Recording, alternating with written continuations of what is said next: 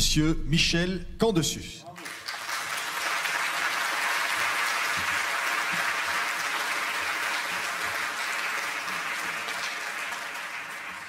Monsieur le Président, Madame la Présidente, Monsieur le Premier ministre, Excellences, chers ennemis, c'est un grand honneur et une grande joie de venir vous expliquer en quelques mots le choix du jury pour le prix de la Fondation pour la prévention des conflits, prix pour lequel notre choix s'est porté sur Monsieur Mario Giro, responsable des relations internationales de la communauté Sant'Egidio à Rome. On commence à connaître Sant'Egidio, bien qu'il y ait peu d'organisations de la société civile qui échappent autant à toute tentation de faire valoir. Mais néanmoins, les choses se savent et le monde commence à connaître quelques aspects de son activité humanitaire, son engagement auprès des plus déshérités dans un grand nombre de grandes villes du monde, son travail pionnier auprès des victimes du sida, des initiatives telles que, plus récemment, le programme Bravo au Burkina Faso, grâce auquel le tiers de la population de ce pays, en grande partie des enfants, vient enfin de se voir attribuer un état civil. Et puis, on connaît aussi son travail inlassable partout dans le monde, mais tout spécialement en Afrique, et on a déjà mentionné à plusieurs reprises son grand succès au Mozambique, son travail pour la prévention des conflits. Les spécialistes des relations internationales ne cachent pas leur admiration à ce propos. Ils parlent, on l'a déjà dit, d'invention d'une méthode diplomatique singulière. Elle est fondée sur le choix des moyens les plus simples, la modestie et le souci de n'être qu'au service des autres artisans de paix en relation respectueuse avec chacun des adversaires. Une méthode qui, dans le monde des subtilités diplomatiques, s'appuie simplement sur la force de l'écoute patiente, du respect et de l'amitié offerte à tous. Une diplomatie en quelque sorte de la force faible, capable néanmoins de désembourber des négociations sans espoir, de réduire des inimitiés irréductibles, de ramener le dialogue entre ceux qui avaient juré de s'ignorer. Et enfin, capable de s'effacer dès que l'action des gouvernements ou des organisations internationales peut se déployer. Voilà pour Sant'Egidio. Mais il était temps que derrière ces contributions de Sant'Egidio, on reconnaisse les hommes qui y consacrent le meilleur d'eux-mêmes, au jour le jour, dans le désintéressement le plus total. C'est ce que fait aujourd'hui votre fondation, Monsieur le Président, en honorant un des auteurs de ces miracles de la paix, Monsieur Mario Giro. Alors, je vous propose d'essayer de le suivre pendant presque 20 ans d'activité en Afrique en particulier. Fin 1994, alors que la crise fait rage en Algérie et a déjà fait 35 000 victimes, il joue un rôle essentiel pour amener au dialogue à Rome les principaux leaders politiques algériens. Tous seront là. Ils y adoptent en janvier 1995 la plateforme pour une solution politique et pacifique à la crise. Elle sera refusée par le gouvernement, mais elle inspirera les mesures ultérieures en vue du rétablissement de la concorde nationale. En même temps, en Afrique subsaharienne, les crises se multiplient. C'est le Burundi d'abord. Et là, Mario Giro est impliqué dans les prémices de la négociation d'Arusha et de la résolution de la crise au Burundi.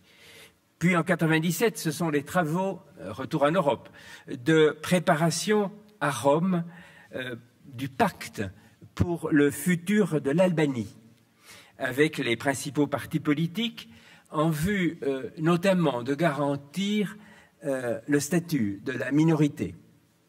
Puis en 98, c'est la médiation pour le Kosovo entre le Serbe Milosevic et le Kosovar Rugova. Cette médiation aboutit à l'ouverture de l'accès des Albanais kosovars aux écoles, lycées, universités, au prix de navettes incessantes entre Belgrade et Pristina. Retour en Afrique, avec le début de la longue crise ivoirienne. Mario Giro jouera un rôle essentiel pour la médiation de Lomé par ses navettes entre Abidjan et les rebelles.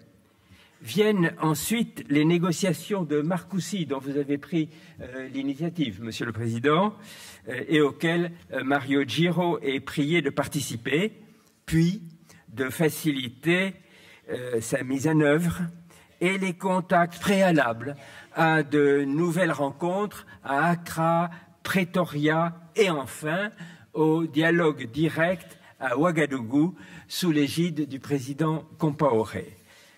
En parallèle, ce sont des missions au Libéria, au contact des rebelles du Lourdes et du gouvernement de Charles Taylor.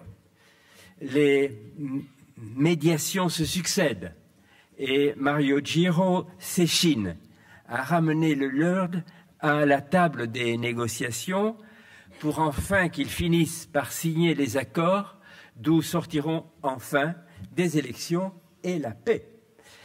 Au Darfour, au même moment, la tâche est semblable qui consistera là aussi à ramener les rebelles et tous les mouvements du Darfour à la table. Au Togo, au cours des mêmes années, les contacts aboutiront à ce que le leader de l'opposition, M. Gikris Olympio, se voit restituer son passeport, puis à de premières rencontres entre opposition et gouvernement. Un peu plus tard, c'est l'Ouganda, les premiers contacts avec les rebelles de la LRA, l'armée de résistance du Seigneur.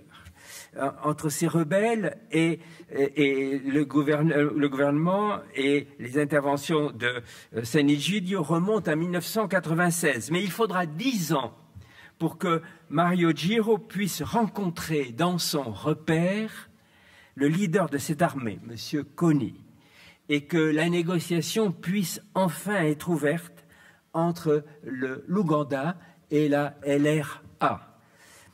2 ans s'écouleront pendant lesquels Sant'Egidio jouera les facilitateurs des rencontres de Juba. Puis les négociations s'interrompront et de nouveau, les contacts sont maintenant en cours aujourd'hui pour leur reprise. En Guinée, Mario Giro ouvre en 2007 une médiation entre le président Lansana Conté et les forces vives qui aboutira à la mise en place d'un gouvernement provisoire. Puis vient en 2009 un coup d'État et les tragédies que l'on sait.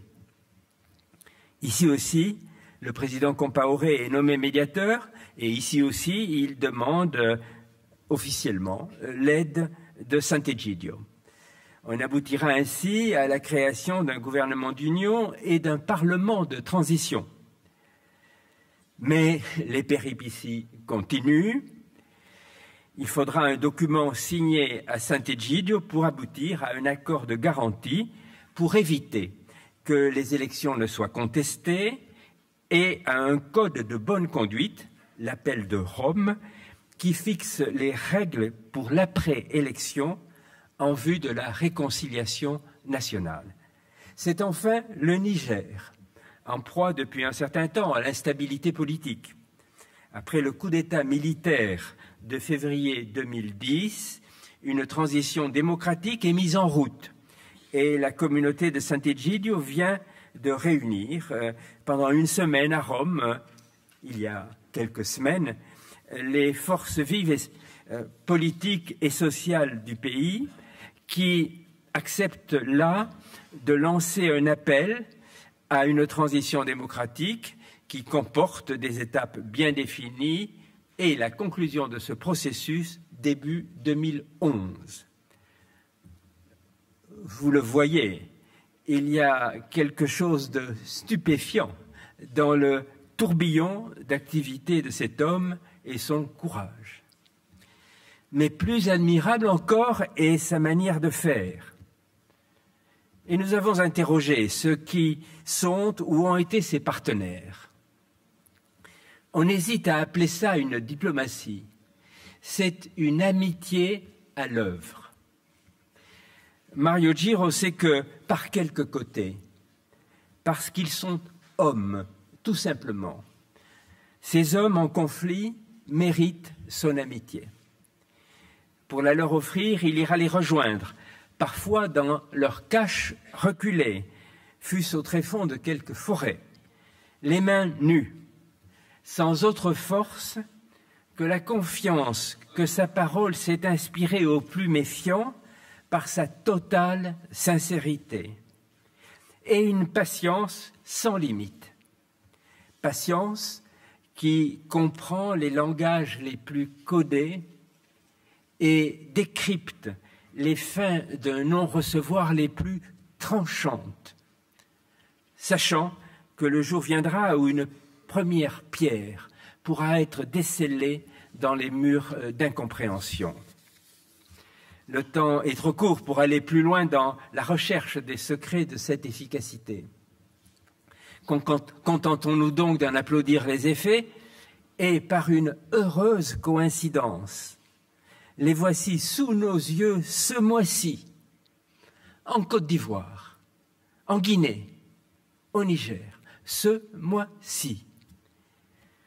Mais l'action en cours, tout autant en quelques autres endroits du monde où Mario et ses équipes sont au travail dans le silence, mérite tout autant d'applaudissements, même s'ils, et peut-être parce qu'ils acceptent d'essuyer des échecs. Mais c'est là aussi, grâce à eux, on pourrait dire que le doigt d'un ange se pose sur des lèvres prêtes à proférer des injures. C'est grâce à eux que des merveilles d'amitié et de patience s'accomplissent, que des hommes soudains se risquent à porter sur leur ennemi un regard de moindre défiance. C'est grâce à eux que la logique violente et si souvent simplement paresseuse de l'histoire est soudain contenue et les conflits prévenus. Pour ces rayons d'espérance sur notre monde, pour les chances rendues à la fraternité, merci Mario Giro.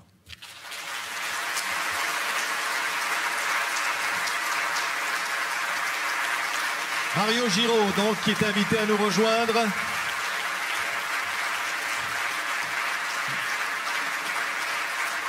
Pour recevoir donc ce prix 2010 de la Fondation Chirac pour la prévention des conflits.